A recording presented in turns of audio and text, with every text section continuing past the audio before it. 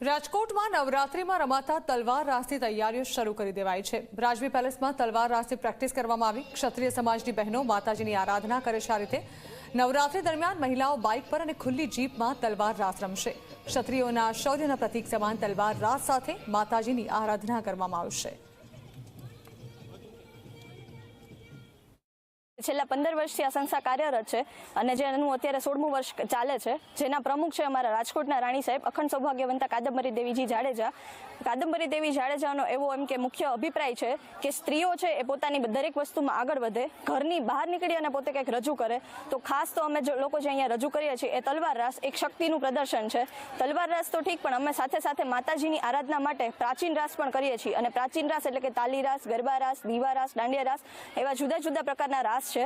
તલવાર રાસ જે અમારું ખાસ અહીં પ્રચલિત છે એમાં અમે દર વર્ષે કંઈક ને કંઈક ઉમેરતા જઈએ છીએ। 2 વર્ષ પહેલા અમે લોકોએ બાઇક પર સ્ટન્ટ કર્યા છે। લાસ્ટ યર આપણે જોયું છે કે જીપ અને બુલેટ પર અમે લોકોએ સ્ટન્ટ્સ કર્યા છે। આ વર્ષે પણ અમે એમાં કંઈક નવું કરવા જઈ રહ્યા છીએ। તો આપ સૌને ખાસ વિનંતી છે કે 4મી તારીખ અને બીજા નોરતે આપ સૌને અહીં પધારો। અમારી સાથે અત્યારે 150 જેટલા દીકરીઓ અને બહેનો જોડાયેલા છે, જેમાં 11 વર્ષથી લઈ અને 55 થી 60 વર્ષ સુધીના જોડાયેલા છે અમારી સાથે। રાજકોટના આશા વર્કરનું ડેન્ગ્યુથી મૃત્યુ થયા બાદ